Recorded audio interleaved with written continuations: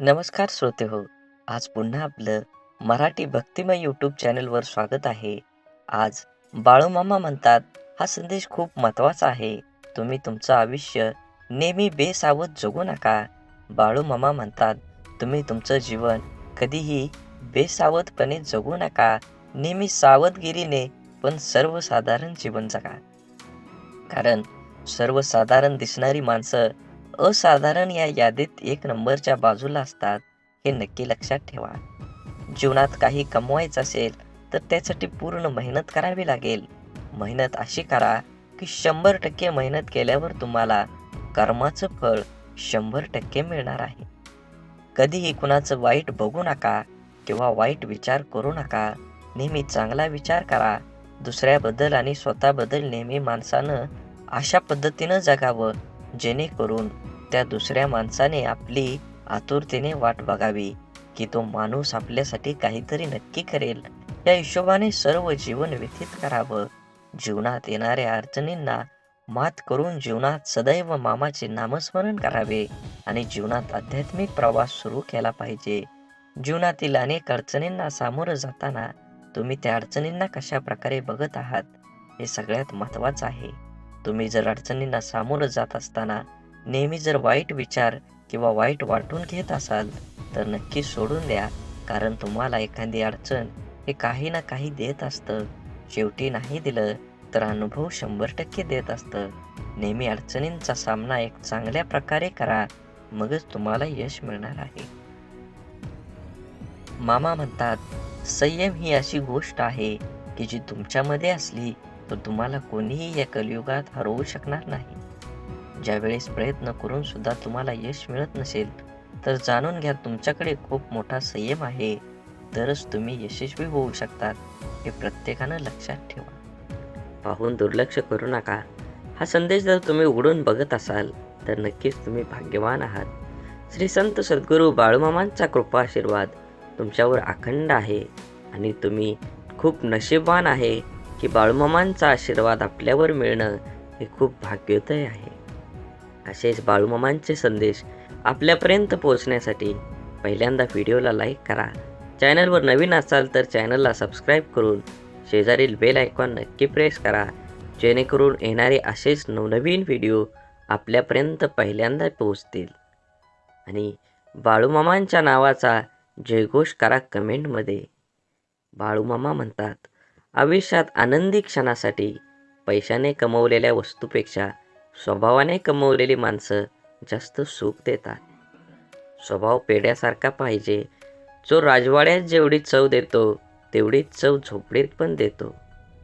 ज्याची सुरुवात इमानदारी, स्वकष्ट आणि शून्यापासून होते त्यांना हारण्याची, घाबरण्याची, ओळख निर्माण करण्याची गरज नाही, भीती नसते. त्या सर्व गोष्टी आपोआप मिळतात. आपल्याला किती लोक ओळखतात याला महत्त्व नाही, तर ते आपल्याला का ओळखतात याला महत्त्व आहे. नसलेल्या गोष्टींपेक्षा असलेल्या गोष्टींचा आनंद घ्या. कारण पूर्ण चंद्रापेक्षा अर्धचंद्र हा अधिक सुंदर असतो. न रुचणाऱ्या गोष्टी सोडून द्यायला शिका. कारण घेतलेला श्वास सोडल्याशिवाय पुढला श्वास घेता येत नाही. मनाच्या दरवाजातून संशयात प्रवेश करतो त्याच वेळी त्या दरवाजातून प्रेम आणि विश्वास दोघेही बाहेर पडतात. माणूस वाईट नसतोच. माणसावर येणारी परिस्थिती वाईट असते. चांगल्या कर्मानं ती बदलता येते. वाईट परिस्थितीत साथ देणारी माणसं नात्याची असावेत वा नसावेत, ती खरी आपली माणसं असतात. जीवनात वादळ येणं देखील आवश्यक आहे. तेव्हाच तर कळतं हात सोडून पळतं तर कोण हात धरून चालतो. जेव्हा तुम्ही मनावर विजय मिळवता तेव्हा कोणतीही विषय तुमची नजर आणि मार्ग विचलित करू शकत नाही. आपल्याकडे जगाला देण्यासाठी काहीच नाही असं वाटत असेल तर चेहऱ्यावर एक छानसं स्माईल द्या. हे छोटंसं हास्य इतर कोणत्याही वस्तूपेक्षा खूपच मौल्यवान आहे. मन आणि छत्रीत एक साम्य आहे. जेव्हा त्या उघडलेल्या असतात तेव्हा त्या उपयोगीच्या होतात, नाहीतर एरवी ओझंच वाढवतात. म्हणून आयुष्य आनंदाने जगलं पाहिजे. आयुष्यामध्ये अथक परिश्रम करून आपलं ध्येय गाठलं पाहिजे. चांगलं कर्म केलं तरच आपल्याला चांगलं फळ मिळणार आहे. आयुष्य अत्यंत मर्यादित आहे आणि जीवनाचा जेव्हा शेवट होईल तेव्हा इथली कोणतीच गोष्ट आपल्याला सोबत नेता येणार नाही. मग जीवनात खूप काटकसर कशासाठी करायची? आवश्यक तो खर्च केलाच पाहिजे. ज्या गोष्टीतून आपणास आनंद मिळतो त्या गोष्टी केल्याच पाहिजेत. आपण गेल्यानंतर पुढं काय होणार याची मुळीच चिंता करू नका. कारण आपला देह जेव्हा मातीत मिसळून जाईल तेव्हा कोणी आपलं कौतुक केलं, काय टीका केली, काय फरक पडतो?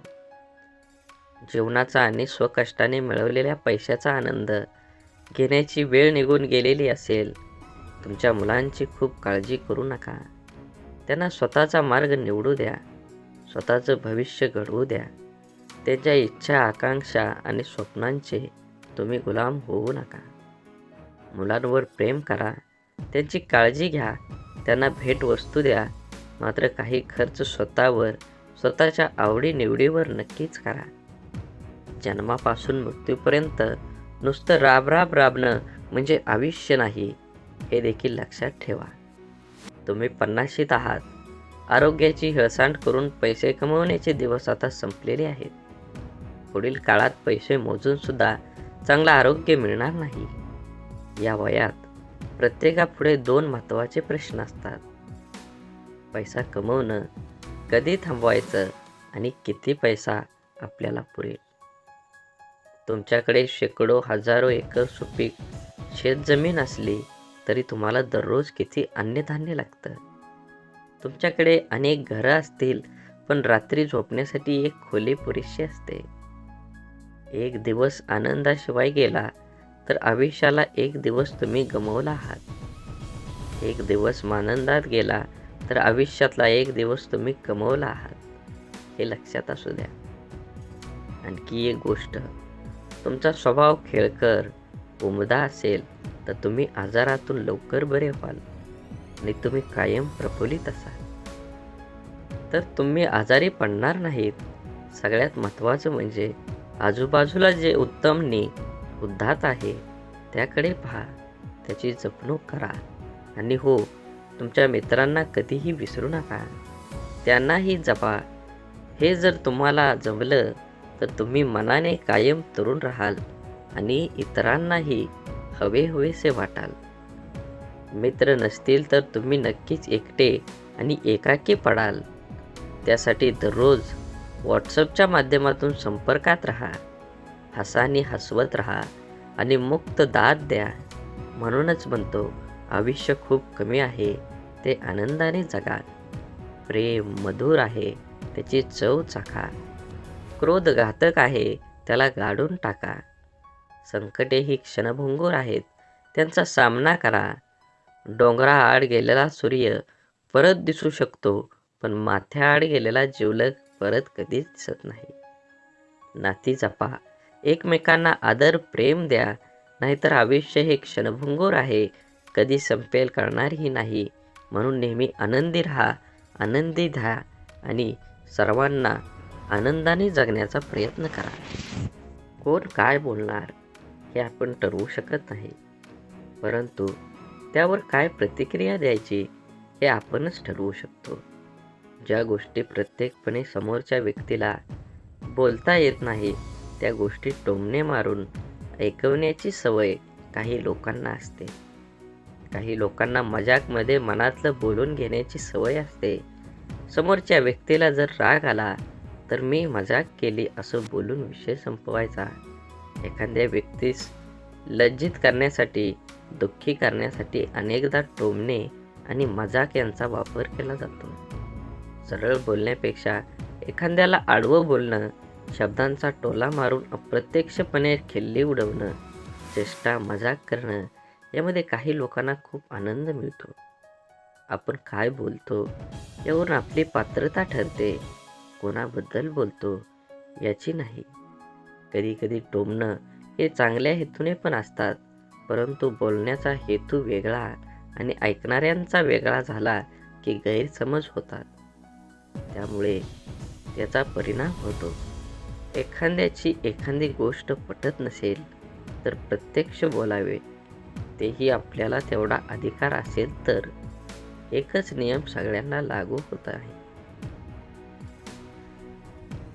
आपण जितकं आपल्या शरीराविषयी जागरूक असतो तितकंच आपल्या मनाविषयी नसतो.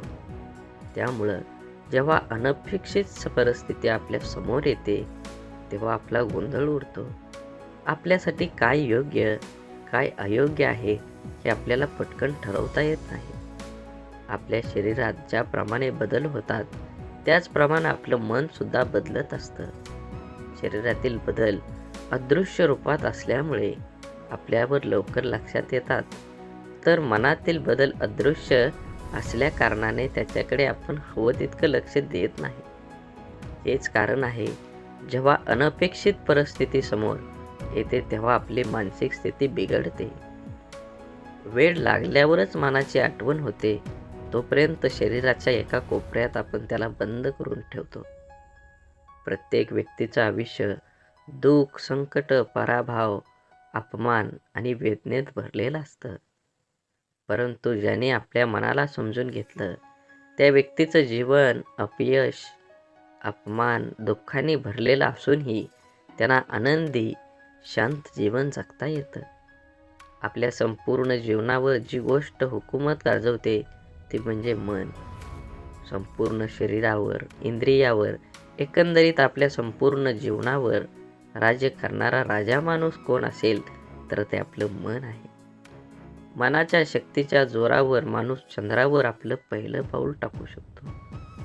ज्याला आपलं मन सांभाळता आलं नाही तो आयुष्यात हार मानून आत्महत्या करून आपलं जीवन संपूर्ण हे जग सोडून जातो. ज्याच्यावर ताबा मिळवणं कठीण ते मन, पण सरावाने, निश्चयाने आणि ध्यानाने मनावर ताबा मिळवला तर जीवनात इच्छित गोष्टी, यश, आनंद हवं ते मिळवून देणारं सुद्धा मनच आहे. मन चंचल आहे, पण रोजच्या सरावाने ते हळूहळू शांत व्हायला लागतं. प्रत्येक गोष्टीचं मूळ मन आहे. मनाला समजून घेतलं तर जीवनाचे वटवृक्षात रूपांतर होईल. शांत, स्वस्थ, आनंदी जीवन जगण्यासाठी शरीराचा घाम आणि मनाचा मळ रोज निघाला पाहिजे. जीवनात मन आणि मित्राची भूमिका ही आरशासारखी असावी. आपल्या रोजच्या जीवनात अत्यंत छोटीशी पण खूप उपयोगाची वस्तू म्हणजे आरसा, ज्यात आपण आपलं प्रतिबिंब बघत असतो. जसं आपण आपलं बाह्य शरीर, रूप, वेशभूषा, केशभूषा बघण्यासाठी आरसा बघतो, तसंच आपल्या अंतर्मनात खरं स्वरूप बघण्यासाठी मनाचा आरसा असावा. परंतु कधी कधी आपलं मन ही एखाद्या गोष्टीबद्दल निर्णय घेताना गोंधळून जातं. एक मन म्हणतं एखादी गोष्ट करू योग्य आहे तर दुसरं मन म्हणतं नको करू. तेव्हा आपल्याला एक चांगला मित्र, मैत्रीण काय योग्य काय वाईट निर्णय घेण्यास मदत करू शकते. म्हणून म्हणतात ना, एक चांगला मित्र हा आरशासारखा असतो. आरशात आपण बाह्य रूप बनवतो आणि आपलं खरं अंतर्रूप, गुण अवगुण एक चांगला मित्र आपल्याला दाखवतो. आरशासारखा मित्र आपला आत्मविश्वास वाढवून आपल्यात सकारात्मक ऊर्जा निर्माण करतो. पहाटेच्या शांततेत शरीराचे डोळे मिटून अंतर्मनाचे डोळे उघडले तर आपल्या मनाच्या आरशात आपण आपलं स्वतःचं प्रतिबिंब बघू शकतो. शांत, स्वस्थ, आनंदी जीवन जगण्यासाठी शरीराचा घाम आणि मनाचा मळ रोजच निघाला पाहिजे. आधार आणि उधार दोघांनाही धार असते, जी वेळ आल्यावर गळा कापू शकते. म्हणून जीवनात आधार शोधण्यापेक्षा आत्मविश्वास दृढ केला पाहिजे. आपल्या शरीराच्या पाठीचा कणा कमजोर झाला की नीट उभं राहता येत नाही. त्याचप्रमाणे आत्मविश्वास आपल्या मनाचा कणा आहे.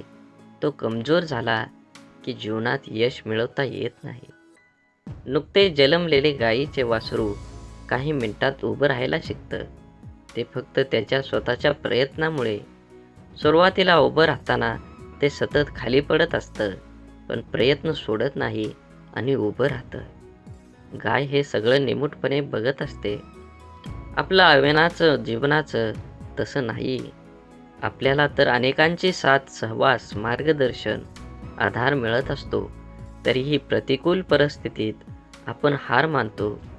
एकदा एका गृहस्थाकडे त्याचा आंधळा मित्र गप्पा मारायला आलेला असतो.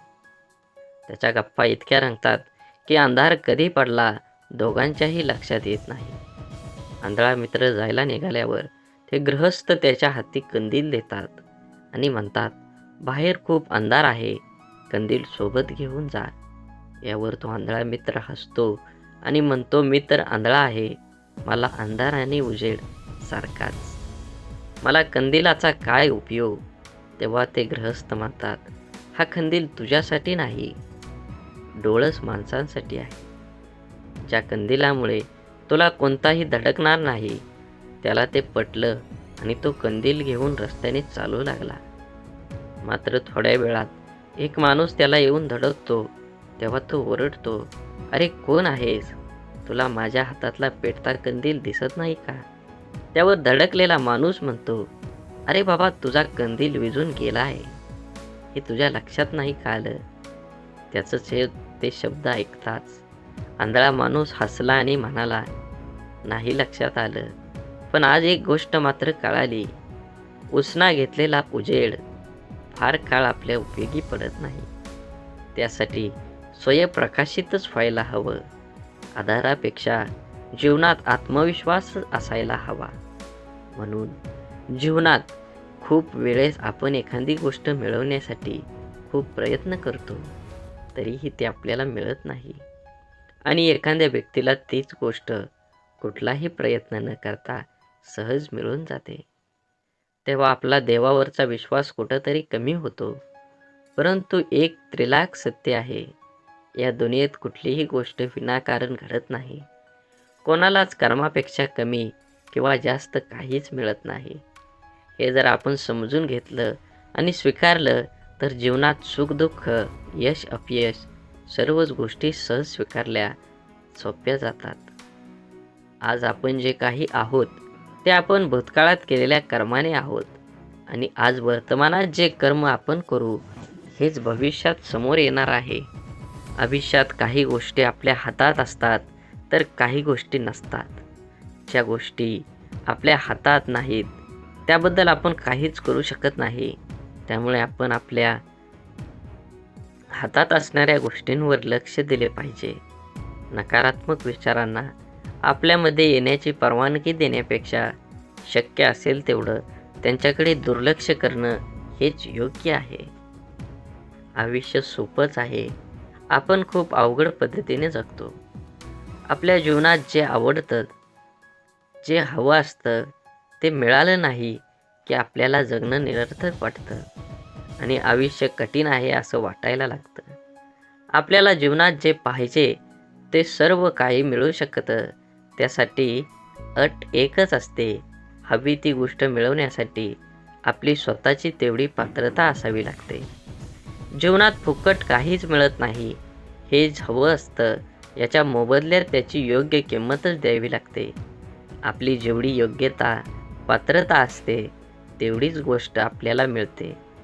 नशिबाने काही वेळेस कोणतीही कष्ट न करता आपल्याला जीवनात चांगल्या गोष्टी मिळतातही. पण आपण जर स्वतःला त्या लायक बनवू शकलो नाही तर त्या गोष्टी आपल्या जीवनात राहत नाहीत. चांगलं वागण्याच्या, चांगलं दाखवण्याच्या मुखवटा जास्त काळ धारण करता येत नाही. आपण जसे आहोत तसे जगात दाखवत नाही, म्हणून आपल्याला जगताना अनेक अडचणी येतात आणि आयुष्य कठीण असं वाटायला लागतं. आपल्या वागण्या बोलण्यात सहजता असली की आयुष्यात चांगल्या गोष्टी मिळतात आणि जगणं सहज सुंदर होतं. आयुष्य सोपं आहे, फक्त जगण्याचे नियम जाणून घेतले पाहिजेत. समोरच्या व्यक्तीला समजून घेण्याचा सामर्थ्य आपल्यामध्ये असेल तर कोणीच आपल्यासोबत कधीच खोटं बोलणार नाही. एखादी व्यक्ती जेव्हा आपल्यासोबत खोटं बोलते तेव्हा चूक कोणाची कधी विचार केला आहे? ती व्यक्ती आपल्यासोबत का खोटं बोलते याचा विचार आपण कधी करतो का? नातं कोणतंही असो, मैत्रीचं, प्रेमाचं वा रक्ताचं. जर कोणी आपल्यासोबत खोटं बोलत असेल, तर याचा अर्थ आपण सत्य स्वीकारण्याइतकं सामर्थ्य नाही. त्या व्यक्तीला आपल्याला दुखवायचं किंवा गमवायचं नसतं, म्हणून ती व्यक्ती आपल्यासोबत आपल्या मनासारखं वागत असते. आपल्याला जे आवडत तेच करणं किंवा वेगळं काही केलं तर खोटं बोलून लपवणं, या आणि अशा अनेक गोष्टी ती व्यक्ती आपल्यासाठी करत असते. एक व्यक्ती किती जणांच्या मनासारखं वागू शकते? ज्या दिवशी आपण समोरची व्यक्ती जशी आहे तशी स्वीकारू, तिच्यावर आपल्या अपेक्षेचं ओझं लादणार नाही, त्या दिवशीपासून ती व्यक्ती आपल्यासोबत कधीच खोटं बोलणार नाही. एखादी गोष्ट चुकली असेल तर आपल्याला चूक आणि बरोबर काय यातला फरक प्रेमाने समजून घेऊन त्या व्यक्तीला निदर्शनात आणून दिला पाहिजे. ह्यानं होतं काय, तर गैरसमज दूर होतील. आपण सोप्या गोष्टी अवघड पद्धतीनं करतो, म्हणून सोपं असलेलं आयुष्य आपल्याला कठीण वाटतं. जास्त प्रयत्न, जास्त परिणाम हे समीकरण आपण डोक्यात पक्कं करून ठेवलेलं आहे. पण एखादं ठराविक काम, गोष्ट करण्याची आपली क्षमता किती आहे याचा आपण विचार करत नाही. एखादी गोष्ट मिळवण्यासाठी, पूर्ण करण्यासाठी आपण झपाट्याने कामाला लागतो आणि थोड्याच दिवसात ती सोडून देऊन तोंडावर पडतो. असं का होतं हेही आपल्याला कळत असतं, कळतंय पण वळत नाही, अशी आपली अवस्था असते. आपण व्यायामाला सुरुवात केली की 3-4 दिवसच स्वतःला आरशात पाहतो आणि आपल्याला लगेच काहीही फरक जाणवत नाही. काही दिवसात कोणतंही सकारात्मक बदल न दिसल्याने आपल्याला उत्साह कमी होतो आणि व्यायाम न करण्याचा विचार मनात डोकावतो. आपण कमी वेळेत जास्त प्रयत्न करून जास्त मिळवण्याचा प्रयत्न करतो. यात आपली शारीरिक आणि मानसिक शक्ती दोन्हीही लवकर संपतात. कारण आवश्यक तेवढी आपली क्षमता विकसित झालेली नसते. शक्ती संपली की उत्साह कमी होऊन आपल्याला व्यायाम करण्याचा कंटाळा येतो आणि आपण व्यायाम करणं सोडून देतो. इच्छित सकारात्मक परिणामांसाठी कमी वेळेत जास्त प्रयत्न करण्यापेक्षा कमी पण सातत्यपूर्ण प्रयत्नांची गरज असते. वर्षभर अभ्यास करायचा नाही आणि परीक्षा जवळ आली की दिवस रात्र अभ्यास करायचा. अशा सवयीने परीक्षेत यश तर मिळत नाही, उलट आजारी पडण्याची शक्यता वाढते. इच्छित ध्येय प्राप्त करण्यासाठी दररोज थोडं थोडं स्वतःवर काम करण्यास सुरुवात केली की आपली शारीरिक, मानसिक शक्ती विकसित होण्यास सुरुवात होते. म्हणून निर्णय घेताना आपल्या नजरेसमोर अंतिम उद्दिष्ट काय आहे हे खूप महत्त्वाचं आहे. काय करावं, काय करू नये अशी स्थिती एकदा निर्णय घेताना आपल्या मनाची होते. खूप वेळा मनाचा निर्णय झालेला असतो, फक्त तो प्रत्यक्ष कृतीत आणण्यासाठी क्षमता तेवढी आपल्यात नसते. एखाद्या निर्णयाने आपलं पूर्ण आयुष्य बदलणार असतं किंवा आपल्या निर्णयाने अनेकाच्या आयुष्यावर परिणाम होणार असतो. त्यामुळे आपण एकदा निर्णय घेताना खूप विचार करतो. निर्णय घेण्याची गरज का भासते? योग्य निर्णय घेतला तर नाही घेतला तर काय होईल याचा संपूर्ण विचार आपलं मन करत असतं. सर्वांचा विचार करून आपल्या मनाविरुद्ध काही निर्णय आपण घेतो. पण किती दिवस आपण मनाविरुद्ध मनाशी तोडजोड करू शकतो? पण हे खूप हळवं असतं. त्यापेक्षा कितीतरी पटीने ते जास्त प्रचंड तुफान वादळ असतं. त्याला पर्याय चालत नाही. एखाद्या निर्णयाने तात्पुरता तणाव निर्माण होऊ शकतो, परंतु सदैव मनात घालमेल ठेवून आपण जगू शकत नाही. निर्णय घेता न येणं यासारखी दुसरी घातक गोष्ट कुठलीच नाही आहे.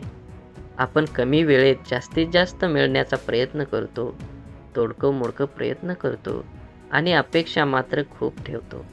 परंतु आयुष्यात दीर्घकाळ टिकणारा आनंद देणाऱ्या गोष्टी मिळवण्यासाठी आपल्याला प्रयत्नांत सातत्य असावं लागतं. आपल्या देहाचं वाटेत अनेक गज खोळगे येतात. त्यांना पार करून आपल्याला देहापर्यंत पोचायचं असतं. देहाच्या वाटेवर चालताना येणारा प्रत्येक अडथळ्यामागे एक धडा आपल्याला शिकायला मिळतो आणि ही शिकवणच आपली शारीरिक मानसिक शक्ती विकसित करते. त्यामुळं पुढचं एक एक पाऊल टाकणं सोपं जातं. देहापर्यंत पोचण्याच्या प्रवासात येणारी संकट अडचणी यांना आपण कसे हाताळतो यावर पुढचा मार्ग अवलंबून असतो. या प्रवासात आपण स्वतःला घडवत असतो. एक विशिष्ट ओळख आपलीच आपल्याला होते. नवीन गोष्टी अनुभव समोर येतात आणि आपलं डोकं त्या दृष्टिकोनातून विचार करायला लागतं. काय करावं, काय करू नये ही महत्त्वाची शिकवण आपल्याला मिळते.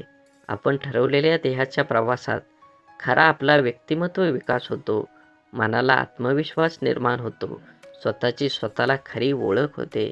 म्हणून जीवनात जीवन एक अभ्यासक्रम आहे, परंतु यात सर्वांसाठी रोज नवीन आणि वेगळा पाठ असतो. मग आपण इतरांचाच बघून जगत राहिलो तर जीवनात पास होणार आहोत का? कितीही विचारी अभ्यासू व्यक्ती असली तरी कधी ना कधी कुठे ना कुठे चुका होतच असतात. जीवनात कोणीही परिपूर्ण नाही. ज्यांनी यश मिळवलं आहे त्याने फक्त परीक्षकासारखा न वागता सर्वांसोबत समंजसपणे वागणं इतरांचा द्वेष रोष कमी होऊ शकतो. काही समस्या अडचणी या सतत मसलीने सोडवता येतात. एखाद्या शब्दाचा गोष्टीचा आपल्या परीनेच अर्थ लावून वादविवाद तर वाढवण्यापेक्षा संवाद साधण्याचा प्रयत्न केला तर समस्या कमी होऊ शकतात. जीवनात सुख दुःख यश अपयश येतच राहणार. आपल्याला वागण्यात समतोल राखता येणं खूप महत्त्वाचं. माणूस प्रमाणापेक्षा जास्त अहंकारी होऊ नये म्हणून देव आपल्याला दुःख अपयश देतो. माणसाच्या आशा अपेक्षा राग अहंकार अपयशाने दुःखाने नियंत्रित राहतात. काय चुकीचं आहे हे बघण्यापेक्षा कोण चुकीचं आहे बघण्यापेक्षा बरोबर काय होईल हे जास्त महत्त्वाचं आहे. बोला बोला बाळूमामांच्या नावानं चांग भलं. झाडे लावा, झाडे जगवा, माती वाचवा, पाणी वाचवा, सेव्ह अर्थ. आणि मनात मामांबद्दल आणि देवाबद्दल भाव असेल तर नक्कीच चॅनलला सबस्क्राईब करून व्हिडिओला लाईक करा आणि कमेंटमध्ये बाळूमामा प्रसन्न लिहायला विसरू नका. धन्यवाद.